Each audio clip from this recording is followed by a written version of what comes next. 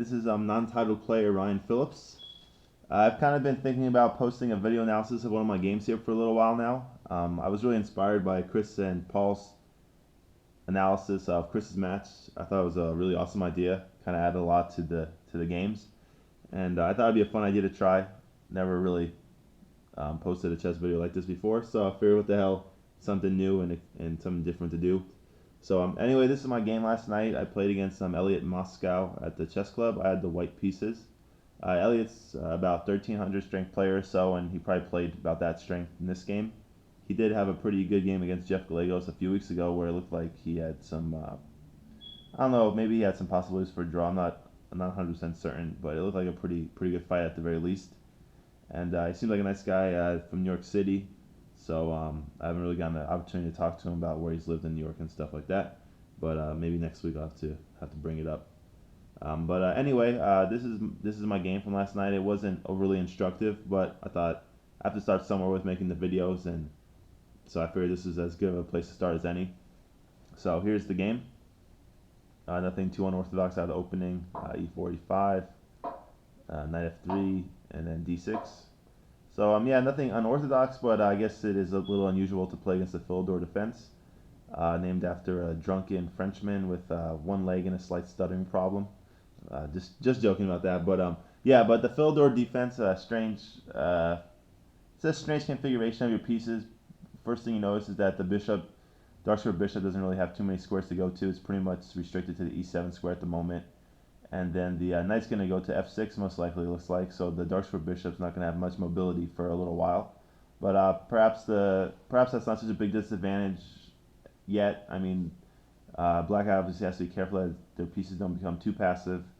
Otherwise, all the white's pieces will get more activity and better position. But it's a tougher position to play against than just that commentary. All the black's pieces will get developed at least, and then the diagonal for this light square bishop looks pretty good at the moment. And then this knight could either go to looks like it'll go to c6. So I mean, all the pieces are going to get developed, and black's going to get castled quickly. And there's not too much that white could probably do to stop black from castling, it looks like. But still, I mean, the position for black's is going to be pretty passive, and white should maintain a small advantage just by getting the pieces onto better squares and kind of dictating the pace of the play. So anyway, I played d4 here. Probably when I was younger, I'd play a move like bishop c4 and then immediately strike at the f7 square. But now I'm probably like slightly more mature, I guess, in my play, you could say. And I guess trying to get some space in the center seems like a good idea here, as well as obviously opening up the c1, h6 diagonal for my bishop. And then just putting some pressure on the e5 square for black, which is black's strongest point right now. So it's definitely a little bit of a threat attacking the e5 square. I think a move like knight c6, for example, maybe runs into d5 looks possible. But d5 might not even be such a strong idea, because probably knight e7, and then maybe like c4. You kind of have one of those positions where white has a nice center, but black could strike at the center. Maybe it was like c6, and I'm not too familiar with these types of positions, but it doesn't look like, even though white has a nice center, it looks like black should theoretically be okay, because they can block up the position pretty good, and it'll be a maneuvering type of game for white in order to kind of get a big advantage. Anyway, that didn't occur in the game anyway. Black just played e takes d4, so giving up the strong central point on e5, but then also making the square available for a black piece at some point. So maybe an idea like knight c6 and knight e5 could occur at some point in the game. Anyway, the two main ideas for white, or two main lines, are just knight takes d4 or queen takes d4. I decided to not choose either of those options. I wanted to play a little bit more creatively, even if it was, I don't know, I felt like playing more ambitiously, and sometimes I think I kind of ignore my strongest point at the board, which is just to be really good tactically. So I could play real positionally here, but I figured it'd be more fun to play a move like bishop c4 and put some pressure on the f7 square. So I have this a2 g8 diagonal, is pretty nice for white. So I really like this move because it's really hard to defend the c5 pawn again anyway. Only thing you can really do to defend this pawn would be c5, and then after white plays c3, I think white has pretty good compensation for the pawn here. So black could also try knight f6 here.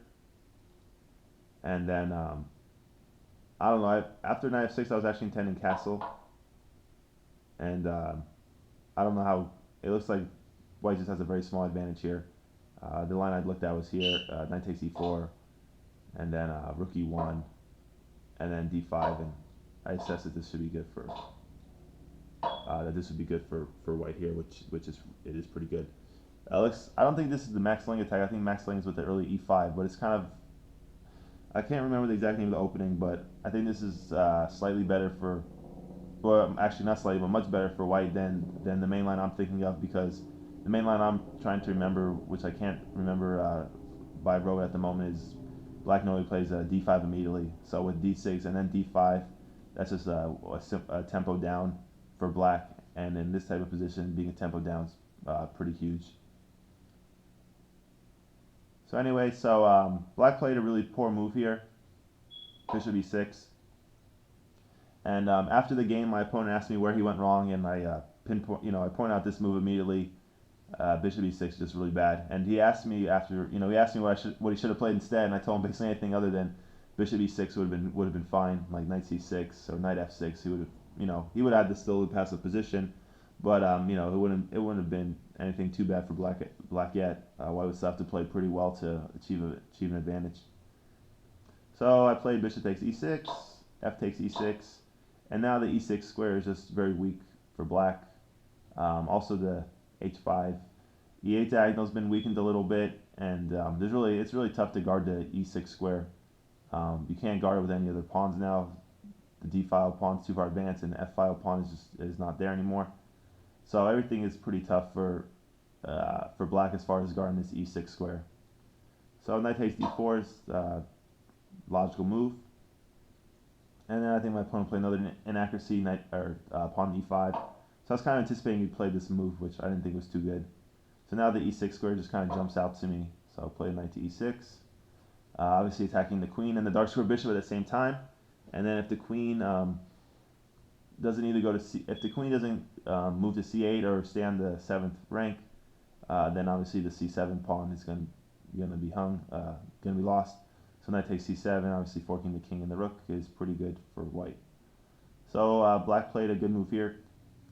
He didn't really have anything too good, but this is probably the best of a bad position already. So he played queen to d7, and this was actually an interesting point in the game for me. I mean, obviously my position is good. I could feel that and could see it already. I didn't want to get rid of the knight on e6 though immediately. Just intuitively, it felt like such a nice piece that I wanted to try to preserve it. And then I thought obviously, well, I guess not obviously. I guess there's a couple ways to try to do that, like queen g4 or queen d5, but neither of these attempts were very good. Yeah, queen d5, I don't know if you can see over here with the analysis pane, that's why I saw just c6. And I could try something like queen b3, but I mean, I don't think it's too strong. I mean, it's nice that the queen would be guarding the b7 square for black at this point. And then queen g4 just didn't look very appealing because of knight f6, and none of this looked any good. And so one of the main reasons I was reluctant is because it's a well-placed piece, and also I moved the knight from f3, d4 to e6, and I didn't want to move it again to f8, moving the same piece 4 times to capture a piece that hasn't moved. But there's a pretty big advantage for this, obviously, after I take, and black takes. Now the king can't castle, and it's a pretty precarious position on f8. All I have to do basically is castle, get the rook on f1, then play f4, open up the f file, and the king is in a lot of trouble already. So that's basically a pretty huge advantage for white. Notice also I thought it was interesting after knight takes f8, black's the only one with any pieces developed. The queen on d7 is the only developed piece, and nothing else is developed. But of course you also have to factor in that just because the pieces aren't developed, you have to factor in the ability to become developed, and all my pieces will be able to become developed really quick afterwards. So even though I don't have any pieces developed at the moment, all my pieces will be able to develop quickly. So my position should be much better, especially with the black king exposed. So I took after just a little bit of thought, and then black made the obvious recapture. I didn't think about anything other than the recapture, but now looking at the position, you can see that black might could try to trap the knight with like queen f7 or something like that. At the very least, I could always win the h7 pawn and be up a pawn, but I probably should have something even better than that, I think. I didn't really spend too much time looking at it during the game. and I'm not sure how much value it would be to even look at it now. But it's something to think about at least that it's not forced for black to give up the right to castle here. So king takes f8 was played, and then I just stuck with the thematic idea of just playing castle. I didn't really. I could have played like knight c3, or I didn't consider f4 was computer liked, but I was going to play castle. Once I played knight takes f8, I was going to play castle pretty much regardless. So then my opponent played knight c6, and then in this position I had a choice between knight c3 or f4, and then also I just stuck with my thematic principle and just played f4. I thought this was also like a no-brainer move for me. And then my opponent played something which was probably not the best, but this position is already tough. I mean, with the king on the f file, my rook on the f file, and the f file about to be opening up, nothing black can do about it. My position is just already really good. So he played king e7, which kind of surprised me, but I guess he wanted to get his king off the f file, which I can't blame him. And then he's probably thinking that he could connect his rooks after he moves his knight to f6. That's my guess what he was thinking. So he played I played f takes e5, just opening up the f file. Maybe I didn't have to play this move immediately. Maybe I was a little impatient. Maybe I could have played knight c3 first and develop a piece, since the f file is going to be opened up anyway. But I didn't see anything wrong with f takes e5, and I liked how it opened up that in the front bishop. So I kind of wanted to play that to g5 and put some more pressure on the black king in the black position. So knight takes e5 was played, and then I stuck with my idea, bishop g5. So I don't know, it's really like a nice game to play. It's kind of, I don't know, chess is a lot of fun when your opponent makes these kind of inaccuracies. All your pieces just get developed to nice squares very quickly, and there's nothing too complicated about my development anymore. So black played knight to f6, and then I played knight c3, which basically I'm just trying to play knight d5 check, and then put some pressure on the black position some more. Also, obviously, I'm developing a piece, and this knight to d5 check idea is pretty strong. So he kind of has to play a move like c6 to protect the d5 square. If he tries to move like king f7 or something like that, then the knight's pinned by the rook now instead of by the bishop. So knight d5 is probably still strong. And then if he tries to move the king away from the f6 square, then I could just net a pawn.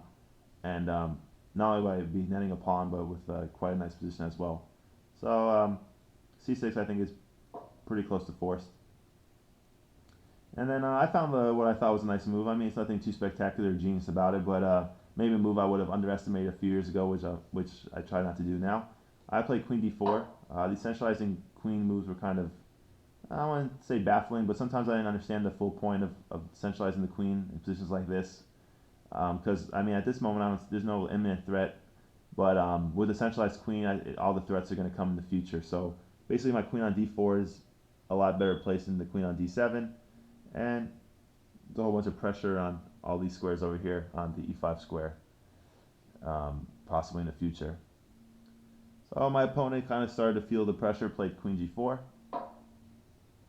And now I'm not too happy with myself because my first instinct was the best move to play rook f5, but I totally hallucinated. I thought, I don't know how I missed this, or this is pretty inexcusable, probably just very lazy thinking. But for some reason I thought he had this idea of queen takes and knight f3, and this is just like inexcusable, inexplainable, just pretty pathetic. Because now the queen, obviously without the queen on g5, there's no pin on the g pawn anymore, so this is just ridiculous. So rook f5 was basically the killer, and I missed that idea. So I wasn't too happy with myself when I put it in the computer after the game that I missed that. So I played bishop f4, which is a solid move. Nothing wrong about it. I'm keeping the pressure on the e5 square, and the knight really can't move. If it moves to c7, all his pieces are just so passive, and I don't know, even I got so many good ideas here, like even e5, stuff like that, or centralizing another rook. I mean, I didn't really calculate anything in the game just because you could feel after knight c7 that the position is so weak for black that I didn't really think about it too much. So anyway, black played queen e6, which is a very good defensive move. Black's position is tough already, but this is a good move because it's not so easy for white to break through. And it kind of looks like black's position might be okay. I mean, the rooks are connected. If there's any way for the king to escape, maybe like f7 g8 or even f8 g8, it's not so easy for white to realize his advantage if I don't play accurately here. But luckily, I think I came up with some pretty good moves. Just want to just develop my last undeveloped piece. So I play my rook a to d1, and now all white's pieces are really well placed. I have the knight on c3, which is well placed. Queen on d4 is awesome. Bishop f4, and then the two rooks on f1 and d1 are good. I guess my pawn structure, I don't know. I don't think about chess in these terms too frequently, but I guess I have the three pawn islands, or not islands, but three pawn masses, and black only has two. So I mean, I'm not thinking about that too much though when my pieces are so well placed. But it's just something to keep in mind. I guess I have to maybe worry about this e4 pawn possibly, although not at the moment, but maybe in the future it could become a weakness since I have no other pawns that can protect it. And the knight on f6 is hitting it, and then if the knight on e5 moves, queen will be hitting the square also. So it's something I should at least be aware of. So black played rook h to f8, which I thought was a pretty bad move. I see the logic of it, I guess, as far as he's trying to contest the open f file, but it's just not a very good move, especially because if the king wants to try to run away to f7, now it's blocking the rook anyway, and I think the rook could be better placed somewhere else. I don't know if he was thinking like illusions of trying to hit the f4 knight, f4 bishop with like knight h5 or something, but I think all those kind of threats would be parried pretty simply with just bishop g5 check. So yeah, nothing too spectacular for black from that move, I think. So I just tried to build up the pressure, queen b4, and now I'm kind of I like the way I'm attacking the d6 pawn now with the rook able to hit the d6 pawn first instead of the queen being the first attacker on that square, and then of course I'm obviously hitting the b7 pawn, which is a real threat. So black played b6, which is pretty good. I mean, it wasn't a hard move to find. It was either b6 or he guards the pawn with the rook. So nothing too complicated about that. Then I played a really bad move, which made me want to quit chess in the middle of the game. I was pretty unhappy with myself. I don't even know what the hell I was thinking, to be honest. But I played queen a4. This move is just really bad. Kind of lets black back in the game. I think king f7 is really fine here. I think the point is I just lazy thinking, so that's inexcusable. And then also I missed after bishop takes f5, d takes e5. Now the queen's guarding the c6 square. So queen a4 is just terrible. Probably the worst move I played in the game. Then my opponent played rook fc8, which I thought that was not a very good move for black. I think king f7 just would have been simpler. I mean, there's no real need to defend the pawn. This is the point. So I basically made a very empty threat, and my opponent responded to my empty threat like it was something. So that's not good for my opponent. And then I played another bad move. So I guess I kind of lost the thread of the position, you could say here. I played rook f2, which is again like another lazy move. The idea is just to double up the rooks. So I wanted to play rook f to d2 and put some more pressure on the d6 pawn. That's kind of been the strategic plan. After I forced c6 with knight c3, the d6 pawn is so weak that I wanted to attack it. But you have to do a better job of attacking than I did. I went with rook f2 over rook to d2 because I was worried I didn't want the moves like knight c4, even though it might not be that good immediately. But I didn't want any developing moves for black where they're hitting the rook on d2. But still, rook f2 is not a very good move. Then my opponent actually started getting some counterplay, which really upset me because there's no reason for my opponent to ever have any counterplay in this game. So just the fact that I made these two inaccurate moves and now my opponent has some counterplay, even though it's not anything I have to really be worried about, it's just still frustrating that I allowed my opponent some counterplay at all. So he played b5, and now I'm allowed to centralize my queen again with queen d4. And then he played c5, I guess with the idea being to be able to play b4. But I think now his position is kind of getting weak again, because now the d5 square looks really good for white. So I'll just develop a queen d2, or not develop, but just make sure I put my queen on a safe square where it's still still creating threats against the d6 pawn. And then he played b4. So I don't know. I think this is kind of like, these are moves that you make when you're kind of trying to get better at chess. I think once you get more of understanding, you don't just make these pawn moves without you want to strengthen your position first. I think these pawn moves actually moved a lot of my pieces to better squares than they were previously located on. So for that fact, I didn't think this strategy was all that great. So knight d5, check, and then knight takes d5, which is a really bad move. And now the game's basically is pretty much over. So I played e takes d5, and now my opponent did something which never inspires too much fear in their opponent. He picked up the queen and put it in the air for about 30 seconds, and just kind of thought about where to move it to. I mean, obviously he has to move the queen, but still you don't want to just pick up a piece and kind of hang it in the air for 30 seconds like you don't really have a plan. So you could obviously tell he didn't, he wasn't anticipating this position prior even to playing knight takes d5. So that's something he'll get better at, though. I'm hoping is just that coming up with plans before you're moving your pieces. So he played queen to d7, and then I missed the best move, which is bishop g5. But I really wasn't. I don't know. I saw a very simple path, so I just went with them. Usually pretty pragmatic. Once I see a winning variation, if I think it's easy to play, I'll just go for it. Even though I guess Lasker would say if you see a good move, look for a better one. But I thought bishop takes e5 was so simple that there's no reason not to play it. So he took back with the pawn, and then d6 is good. It's amazing how little squares the black king has to go to already.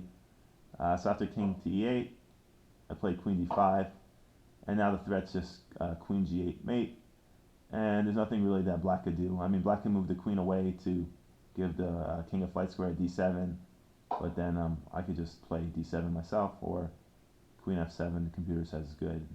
Queen e6, basically everything's winning here. I guess queen e6 is, to a human, for a human eye looks the simplest to me, but then I guess queen f7, king d8, queen e7 mates also wouldn't be too hard to find. So anyway, how do I delete that queen to b5 move? That move wasn't actually played in the game.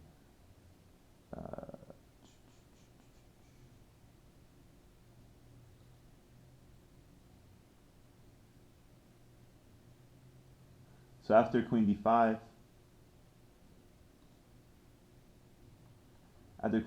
my opponent resigned, and yeah, I mean it was a pretty straightforward game. I think that queen a4 and rook f2 were really bad moves, and can't get lazy in these type of positions when I get an advantage.